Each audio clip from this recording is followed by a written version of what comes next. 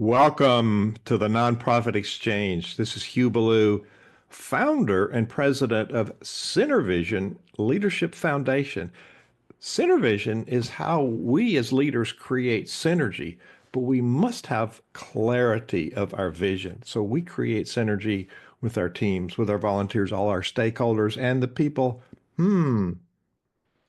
that we want to impact their lives. Today, I have a special guest. He's from big state of Texas, Dr. Greg Stewart. Our topic today is about, we're going to talk about I3Q, but it's about our inner strength and our negative emotions. So talk to us about who you are, your background, and why do you do this work?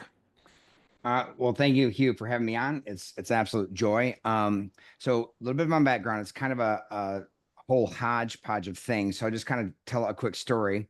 So back in when I was in my early 20s, I was called in the ministry to be a pastor, and it was back in the day when there was a lot of people who had like 160 credit hours but no degree. So they started the adult continuing education programs, like you go one night a week and get a degree. Well, back then, what they offered was a degree in organizational leadership. So I thought, great, but my goal was to get on to seminary. So I got the bachelor's degree in organizational leadership. But then my first semester of seminary, I took philosophy of counseling, and it was like a defining moment. My eyes were open because the material was so powerful. So I immediately mapped out a dual master's degree and then got my MDiv in 3 years. And then right after that, I got ordained. And then right there is a perfect storm where I came across the book Emotional Intelligence by Daniel Goleman that came out in 95.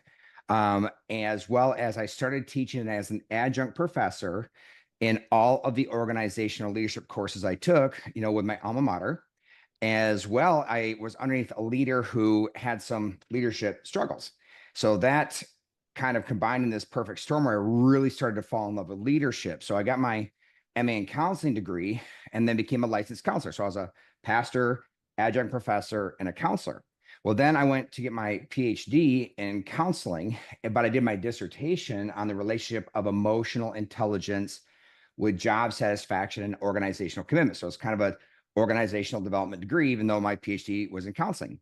And after that, I started my coaching, doing executive coaching and counseling with a medical device company from where I was from in Kalamazoo, Michigan, and then started my consulting career. So that's basically been my career as far as, but it's been in as a pastor, counselor, coach, consultant, adjunct professor, and the like.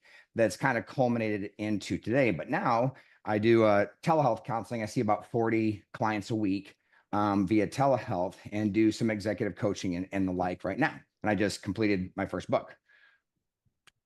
Your impact is worldwide. So tell us a little bit about your book. In your title, you suggested it was I3 Cube. Now you've got a book and you're working on more. Yeah, so I completed the IQ book. It's coming out actually next Tuesday and the 19th. And so the IQ book was basically a work over, I've been wanting to write this book for 20 years out of the IQ principle, information, interpretation, intensity. But the way it worked out is I just completed it this year. And it was honestly after 10 years. So after I did all that, I left the church that I was at and then actually started working at another church, but then made the fatal mistake of having an emotional affair and with a gal who was on staff. And I was a pastor and a marriage counselor, but yeah, I had this emotional affair. We didn't do anything physically. That's why they call it emotional. But it really exposed something in me. My marriage never recovered.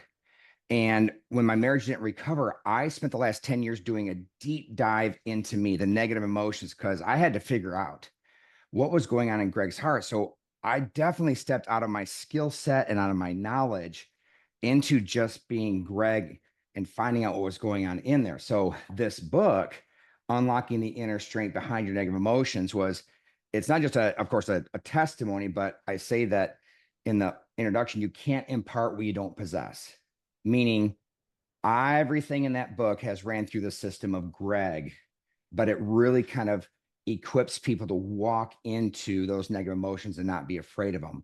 And on the other side is rest, it's peace, it's power, but I believe it's crucial for all of us to do, regardless of what our experiences are.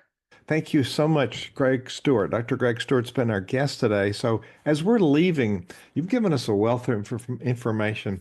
So what's a parting thought or capsulization of what you said that you want to leave people with today?